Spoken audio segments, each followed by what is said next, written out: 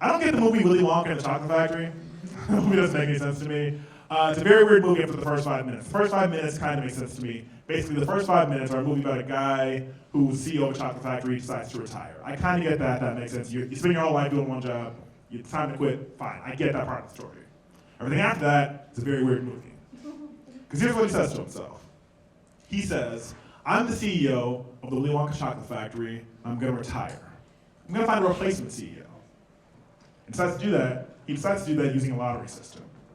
Makes it a lottery only accessible to children. How do you think the vice president of the company felt upon hearing that news? Because I guarantee you that's got to be an Oompa Loompa named Stuart. Probably spent like 26 years with the company. Worked his way from the mailroom all the way to the VP's office. And I'm sure Stuart lost a lot along the way. Probably had a wife, probably had a son. One day they confront him and say, Stuart, we need you in this house. We don't want a part-time husband, a part-time father. We need you in this house. We don't want your money. We want you. We need you to make this family better with your presence. And Stuart looks at his wife, dead in her eyes. And he says, bitch, you don't understand. I'm trying to break this glass ceiling for Oompa Loompas everywhere. And his wife and his son, they leave him. But it's gonna get worse.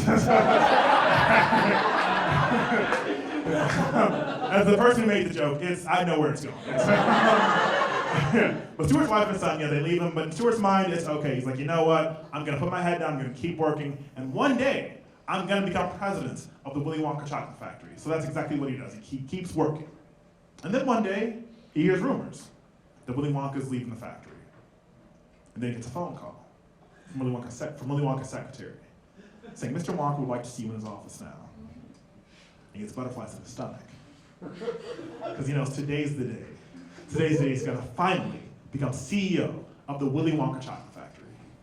So he goes to Willy's office. Willy sits him down, says, Stuart, I'm sure you've heard the news. I'm on my way out. I found a replacement. And it's a really cool 10-year-old I met today.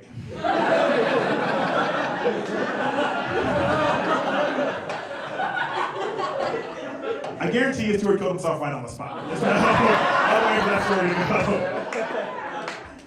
And I don't think Charlie was that good of a CEO candidate.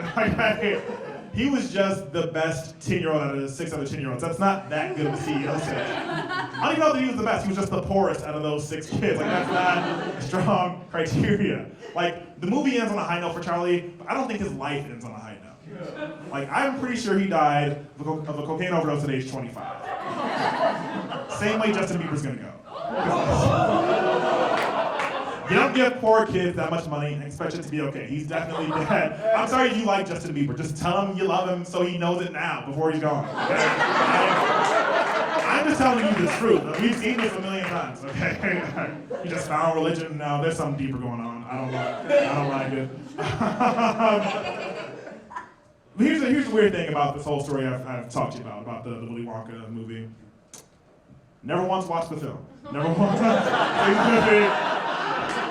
I've dedicated, a quarter of my set to a film I've never watched. I put this joke together using context clues. I have no idea. I think I said was correct. I dedicated, this is a special. I dedicated to a movie I've never seen.